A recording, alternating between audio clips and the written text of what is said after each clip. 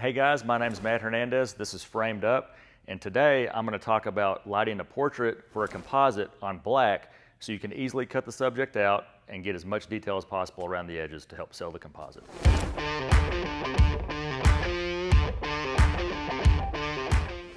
Okay, so first of all, I want to say that lighting this way for all composites probably wouldn't work. I mean, I guess it could, but you want to match the light in the background of a composite with the light that's on your subject. So this is a setup that I use for a lot of sports portraits that have maybe like stadium lights behind them, or like a really bright background, or any kind of practical lighting where there's going to be lights in the background that can mimic these lights. Because basically what we're going to do is, because we're shooting on black, we want to edge light the person all the way around.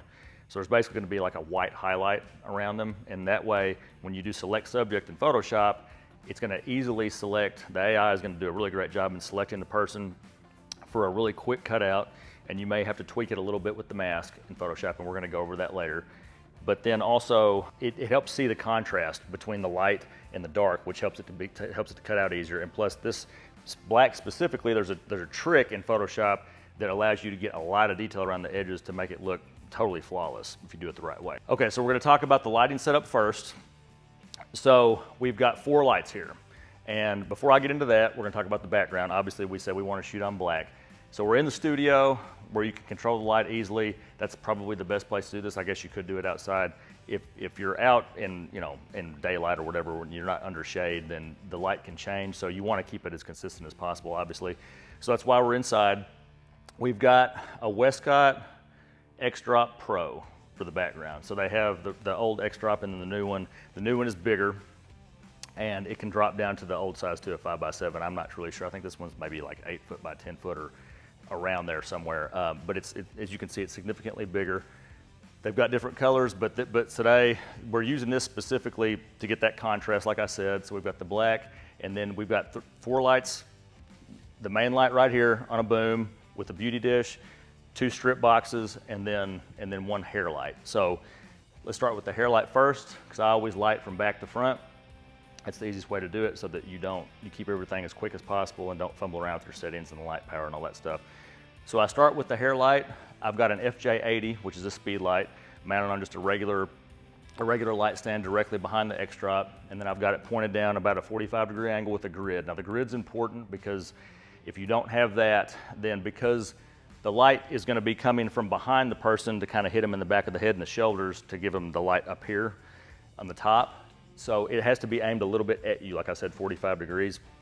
So anytime you aim a light at the camera lens, you can have the possibility of flare, which sometimes you might want it for effect. In this case, we don't want to do that because it reduces contrast and can contaminate color and muddy it. So we've got that grid on there, which comes with the light, so that it focuses that beam straight down. It's going to hit them exactly where you want. It's not going to hit the lens. So then we have 2 edge lights. We have 1x3 strip boxes. You can use 1x4. I usually do use 1x4. I just put the 1x3s up today. They're a little bit smaller and more portable, even though the 1x4s aren't that much bigger. But because we have the hair light, if I was just using the edge lights, then I'd probably want the 1x4s because it would give me more light on the edges of the person, because like I said, we want to create a highlight around them to help the cutout process. So, but because we have the hair light, the 1x3s will work. So we've got grids on those also. Same principle. You're not going to get as much wrap with the highlight. Whenever you've got the grids on, it's going to focus the light more, but we want that highlight, but we don't want any flare. So that's why we've got those on, to control the light a little bit more. So we're going to have our person stand about right here in the middle, and I would mark a spot for them. And then we want the lights out of the frame, obviously hitting the edge of them, and so that's going to create that highlight. And then we've got our key light here on a boom, so it's centered in the middle. That's why we've got the boom arm. And I also didn't mention these are, so that's an FJ80. The other 3 are FJ400s. Now you can use, sometimes I'll use 4 FJ400s and I'll put a strip at the top also. So it kind of depends on what you want. The FJ80 is smaller and easier to take with you. That's why I went with this, just for the portability of it, and it's easier to set up. But if you put a strip box up there, then you would have the same light all the way around for the highlight, which can be beneficial. The speed light's going to be a little bit harder because it's not diffused, And we've got our strip boxes with 1 layer diffusion and then, like I said, the grid on top of them. And then the beauty dish, they do have a grid for this, but this is the collapsible Joe Grimes beauty dish that Westcott makes. They have a grid. I'm not using it because I want, the beauty dish is pretty tight. I've got it pretty tight with the subject because they're gonna be about right here. So I don't feel the need to use the grid. It's not gonna contaminate the background. And if you wanted to focus the light more, you could use that. But this is still gonna be pretty tight around the face, and it's gonna start falling off around the chest area, maybe like the waist, and then on the legs, it's gonna get darker pretty quick. So the grid would just intensify that. It wouldn't light them quite as much, and we wanna make sure we get as, at least down to the knees, because that's what we're going for here. It's not gonna be full body. It's gonna be about probably 3/4. Okay, so we've got the setup, and now I wanna talk about settings really briefly. I don't use a light meter. I just kind of look at the back of the screen and get the light how I want. Now I did mention that I light from back to front first. So we go back light first with everything else put to sleep, get that dialed in right. First I would get my settings the way that I want them on my camera, which for a composite, like the one we're gonna do, I'm gonna shoot at f8. You probably wanna be between f8 and f11 just to keep everything sharp, because whenever you are too shallow, then like if I was like 2.8 or f4, then the edges could get blurry, like at the bottom or the top. Probably, well, you're gonna be focusing on the face, so probably at the bottom, or if, if like their arms are bigger, if they have broad shoulders, maybe like the edges, like the sides of their arms could be a little bit blurry. You don't wanna do that because it's harder to cut out.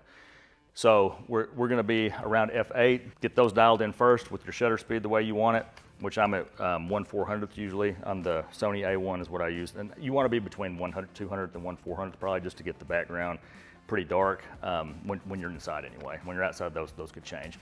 As far as the power of the lights go, you just want the edge lights to be brighter than your key light. So I typically have the edge lights with the FJ400s at a power of somewhere between 7.5 and 9, which 9 would be full power. And then the FJ80 is gonna be around the same thing probably, or if we had another FJ400 up there with the strip, it'd be the same as the edge lights. And then typically the key light with the beauty dish is gonna be a little bit lower. So like with these, I have the edge lights at an 8.5 power, and then this one, the key light, the beauty dish, is at 7.2. So that's gonna give me a nice bright highlight without blowing out the highlights. That's another thing too, you don't wanna blow anything out around the edges, so it's easy to cut out. And that's what we're gonna do next. I'm gonna jump into Photoshop and show you a picture of a football player that I shot exactly like this, and show you how easy it is to cut them out. Okay guys, that does it for this video on the lighting setup on how to shoot for a composite on black. Make sure that you like, comment, and share this video if you enjoyed it. And you can leave some comments down below, and we'll answer any questions that you have. And be sure to check out the next video where I'm gonna jump into Photoshop and show you how to cut out the subject of a football player, and then to start blending them into the background, how easy it is when you shoot this way.